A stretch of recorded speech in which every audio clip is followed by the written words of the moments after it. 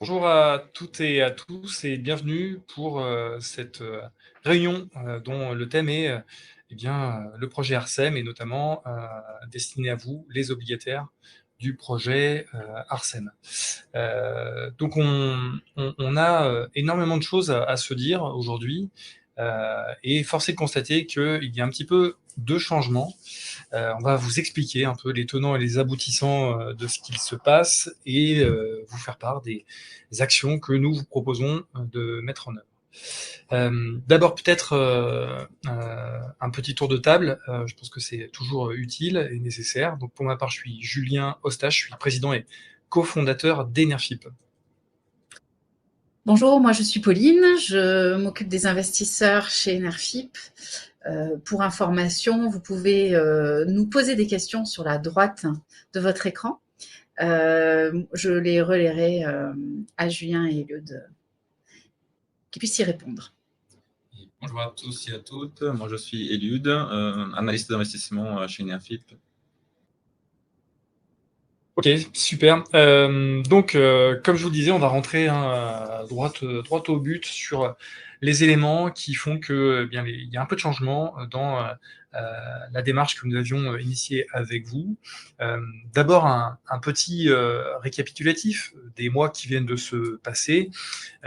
On fait état aujourd'hui, quand on fait un bilan avec Eliud, avec Pauline, notamment avec Marion aussi, notre responsable de conformité contrôle interne, on a un énorme déficit d'informations, notamment vis-à-vis du mandataire ARSEM.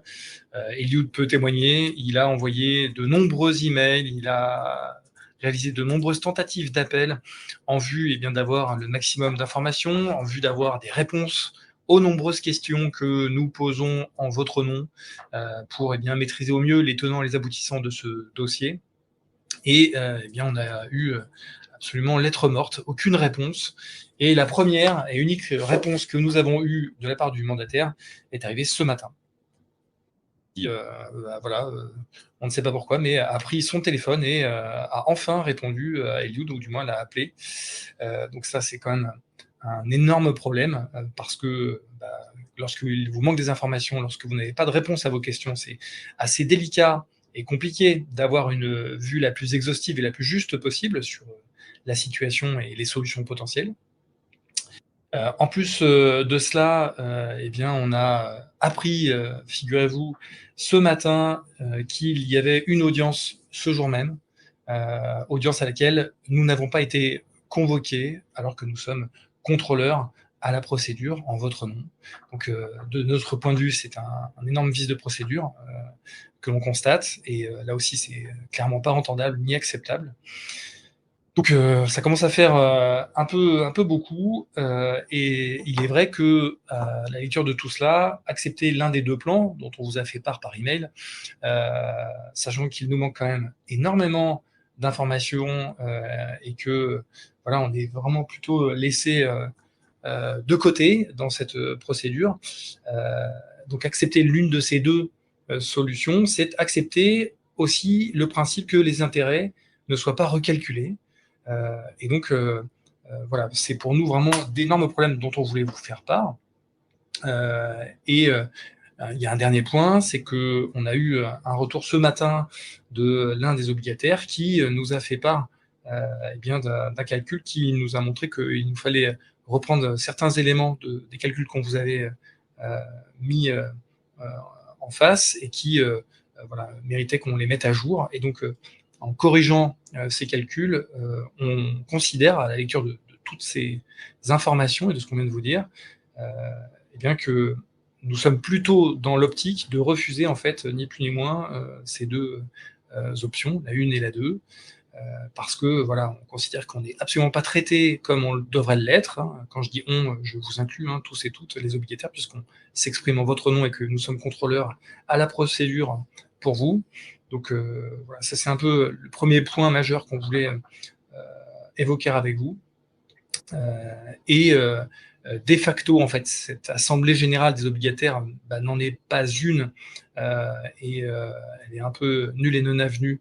Donc elle devient un peu une réunion d'information pour voilà, vous faire part de toutes ces informations, toutes récentes, et vous expliciter un peu les actions que nous envisageons de mener, et bien sûr aussi répondre à l'ensemble des questions que vous aurez, je n'en doute pas, une fois que j'en aurai fini et que je lâcherai le bâton de parole. Simplement, pardon, je peux te couper une seconde. On a des personnes qui sont arrivées un peu en cours de route de ton explication. Donc, ils sont arrivés au moment où on disait que c'était pas vraiment une assemblée générale, qu'elle était nulle et non avenue. Je voudrais juste donc rappeler que vous pouvez poser vos questions sur la droite de votre écran. Surtout, n'hésitez pas, on y répondra. Il y a un faisceau de signaux qui nous ont menés à refuser donc le plan proposé. On va le récapituler peut-être en quelques mots, mais simplement vous dire qu'il y a un replay, que si vous avez raté le début de la réunion, Oui. vous pouvez tout à fait, à la fin de la réunion, repartir au début et entendre ce qui s'est dit pour pas qu'on répète tout pour les gens qui étaient là dès le départ. Voilà.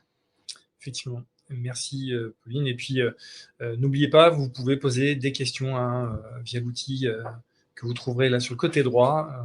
Pauline notamment fera remonter ces questions-là. Donc pour poursuivre, voilà, notre position et celle dont on voulait vous faire part, c'est de refuser en l'état les deux propositions en vue d'obtenir mieux, premièrement, et de reconsidérer un peu notre position de masse des obligataires et donc de représentants de cette masse que nous sommes et de contrôleurs à la procédure. Donc voilà un petit peu la situation. Faut savoir que si jamais on fait ce choix de refuser les deux options, dans le meilleur des cas, on obtient mieux, et dans le pire des cas, c'est l'option 2 qui sera retenue. Donc voilà, si je vous dis tout ça, c'est qu'il n'y a pas à péril en la demeure derrière si jamais on est débouté dans cette démarche. C'est vraiment, à nos yeux, plutôt la meilleure solution pour là aussi défendre vos intérêts, parce que c'est notre mission première. D'où cette idée d'action que nous souhaiterions mener.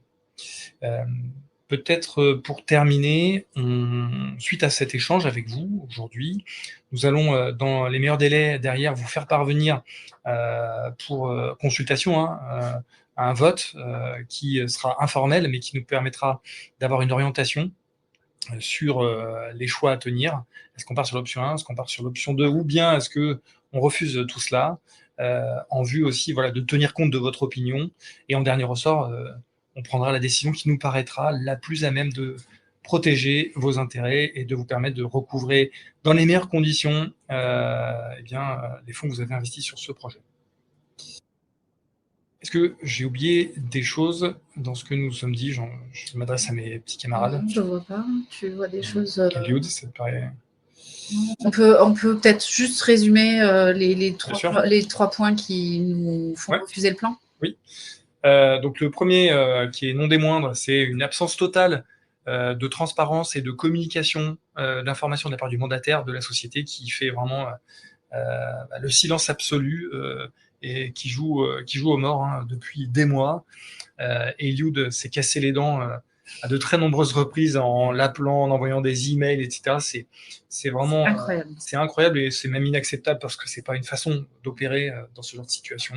La moindre des choses, c'est de maintenir un lien, un canal de communication et d'information. C'est le premier point que l'on déplore. Le deuxième point, c'est que l'un d'entre vous nous a fait remonter, j'ai disparu mais je suis toujours là, nous a fait remonter un petit hiatus sur les calculs que nous avions opérés précédemment. Et donc on les a mis à jour. C'était important aussi de vous faire part de cela. Et le troisième et dernier point, et non des moindres, on a appris, je ne vous le cache pas, qu'on est tombé de notre chaise ce matin, qu'il y avait une audience aujourd'hui même, et que nous n'étions en aucune façon convoqués pour cette même audience, ce qui est un non-sens absolu, puisque, vous le savez, nous avons été nommés contrôleurs à la procédure, et donc c'est non seulement pas acceptable, mais c'est également à nos yeux un vice de forme que nous n'ayons pas été convoqués. Donc à la lumière de tout cela, nous avons orienter notre idée sur aller vers plutôt un refus des deux solutions qui sont proposées, et puis aussi un petit peu secouer le cocotier du côté de la procédure, parce que c'est pas normal que voilà, on n'ait pas été convoqué pour cette fameuse audition d'aujourd'hui. Très bien, je vois qu'il n'y a pas de questions. Est-ce que vous êtes sûr qu'il n'y a rien? Vous n'avez rien à dire? Tout va bien? On a répondu à vos questions. Alors, on va vous envoyer un mail un peu détaillé tout à l'heure. Ouais. Laissez-nous le temps de le faire correctement. Et puis, on est joignable évidemment demain toute la journée si vous souhaitez en discuter. On va mettre le replay de cette réunion, histoire que vous ayez vraiment le détail et que vous puissiez le réécouter, mais restez connectés, vous le verrez aussi. Et puis, si vous n'avez pas de questions, oui, on peut en rester là. Si, bien sûr, des questions vous viennent par la suite, comme l'a dit Pauline, on est tout à fait joignable, on est là pour ça. Donc, voilà, n'hésitez vraiment pas. Comme vous l'avez vu depuis le début et comme toujours, et comme sera toujours Enerfip, on est absolument joignable. On fait œuvre de communication maximale à votre endroit, parce qu'on voilà, on considère que c'est absolument essentiel et que c'est notre rôle. Donc voilà, n'hésitez jamais de nous interroger et de nous solliciter pour quelque question que ce soit. Parfait, écoutez, merci beaucoup. N'hésitez pas, et puis on se reparle très vite avec d'autres informations. Ça marche. Bonne journée à tous et à toutes. Au revoir, bonne journée.